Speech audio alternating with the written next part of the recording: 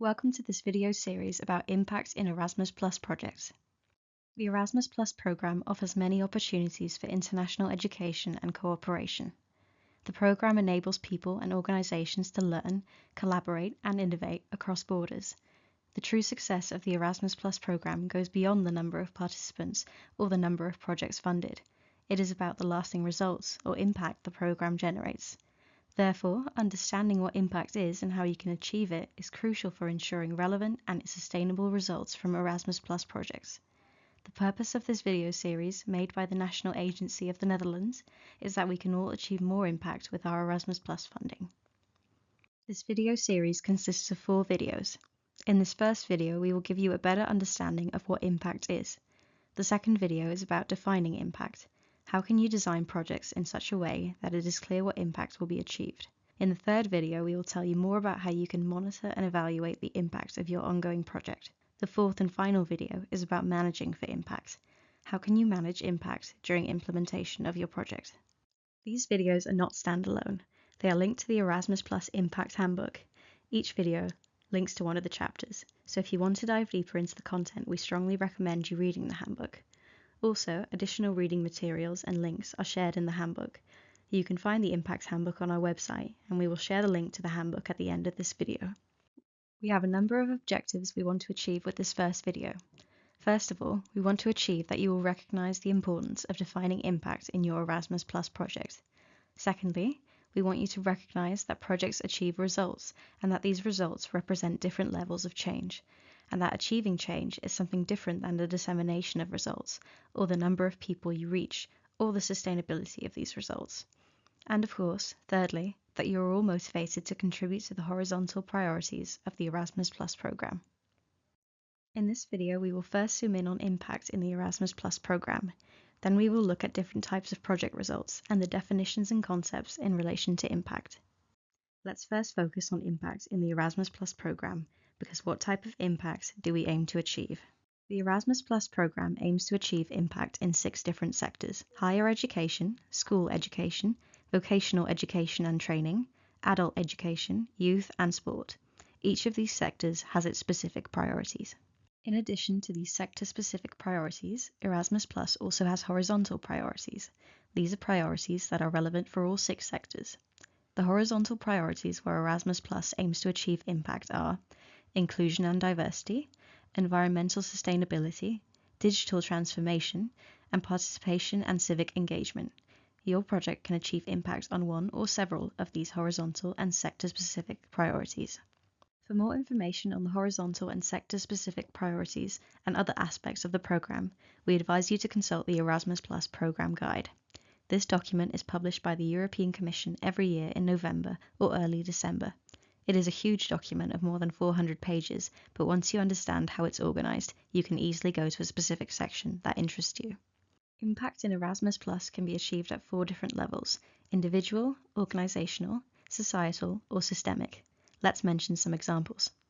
On the individual level, you think of the willingness to work across borders, increased capacity of staff to trigger modernization, or increased opportunities for career development. On an institutional or organizational level, you can think of long-lasting partnerships, internationalization of organizations, or adaptability to digital transformation. On a communal or societal level, examples are changes of norms and values, inclusive or sustainable practices by communities, or youth participation in local communities. Examples on systemic or policy level are the Europeanization of the educational system, more inclusive, innovative, and digital education and training systems, or increased youth policy cooperation. Your project can achieve impact on one or several of these levels. As you have just seen, impact within the Erasmus Plus program is wide. It can be achieved on a variety of topics and a variety of levels. As there are many concepts and definitions in relation to impact, we would now like to focus on the different concepts that relate to impact. Here you can see some of the terms and concepts we use in relation to impact. A project can lead to different types of results. Let's start with the activities. This is what you do or implement during your project. Think of conducting a training, building a website, organizing exchange visit, or developing curricula. Then we have the deliverables, products or services, or other results that are directly resulting from the project activities, such as training materials, curricula, websites, digital tools, or increased capacities.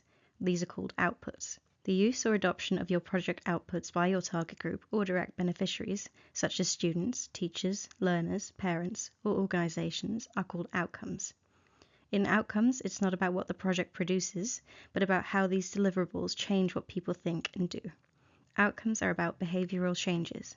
For example, students actively cooperate in youth work, teachers applying newly acquired skills, and schools are promoting new digital tools.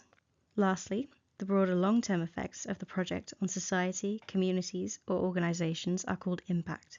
It captures systemic changes, policy reforms, or shifts in cultural norms. You will not achieve this change through your project alone, but it is a change that your project aims to contribute to. For example, active citizenship, improved employability, or improved economic development. In summary, activities produce outputs, outputs produce outcomes, and outcomes contribute to impact. We specifically say contribute because other things may be needed to bring about this change at a societal or communal level. Your project cannot achieve this change all by itself. You can review these different project results in Chapter 1.1 of the Erasmus Plus Impact Handbook. Now let's apply this theory to an example. Here you see an example of an impact pathway of a mobility project. An impact pathway shows how your project's activities produce a series of interconnected changes in the shorter and the longer term. The activity is students participating in an exchange program. By participating in this activity, students improve their language skills, increase their awareness of European norms and values. These are called the outputs. Students maintaining European contacts and teachers applying what they have learned in their own schools are outcomes, as these are behavioral changes resulting from the outputs. In the long term, these outcomes lead to students becoming European citizens with European values and more Europe-focused activities in schools, also called the impact of the project. Here you see an example of an impact pathway of a partnership project. The project consists of two activities: organize a plastic waste cleanup campaign and build a website for sharing information on environmental school projects. Direct results from these activities are the experience of students and local communities with cleanup campaigns and a website about environmental school projects. The behavioral changes or outcomes resulting from these outputs are that students and school staff keep the school clean and that local communities support school environmental activities. The long-term effects or impacts of these outcomes is less waste in school and its surroundings, and the school developing policies on waste reduction and initiating new environmental projects. As you can see in both examples, outputs and outcomes are different types of results. It is important to not forget about this outcome level result, as this is where real change is happening. It covers who and what is changing as a result of your project. In the Erasmus Plus Handbook and Impact Tool, we use the terminology activities, output, outcome, impact. But as you see in this table, different terminology is used for the different types of results. We recommend you to use this table when you are confused about any terminology used during your application or the implementation. Most important to remember is that every project leads to a variety of results, and by defining your results from the first design of your project, it will be easier to complete your project application, implement your project, and monitor and evaluate your project results. By doing so, you will contribute to working towards at least one of the priorities of the Erasmus Plus program. The key message of this first video is that every Erasmus Plus project aims to achieve a variety of results. We call these outputs, outcomes, and impacts. So results are not only the deliverables, services, or products that a project produces, but also how these are used by the target group or direct beneficiaries, and to what broader long-term change these behavioral changes contribute. By describing the results and how these are linked to each other, you can maximize the success of your project while contributing to meaningful and lasting transformations in individuals, your organization, the education sector you work in, and society as a whole. After finishing this video, we encourage you to do the following exercise. Define your motivation to apply for Erasmus Plus funding by answering the following questions. What difference will your project make, or what is the change you want to bring about with your project? Why is this project important? Then formulate the change at one of the Erasmus Plus impact levels, on the individual level, on an institutional or organizational level, or on a communal or societal level. Thank you for watching this video about understanding impact in Erasmus+. The video is complementary to Chapter 1 of the Impact Handbook and is part of a series of 4 videos. We recommend you now to watch the second video of this video series. In that video, we will guide you through the steps of how to define impact in your project design. Always consult the Erasmus Plus Programme Guide before applying for Erasmus Plus funding. The Programme Guide varies per call year and per version. Please make sure to consult the most recent version for the correct call year.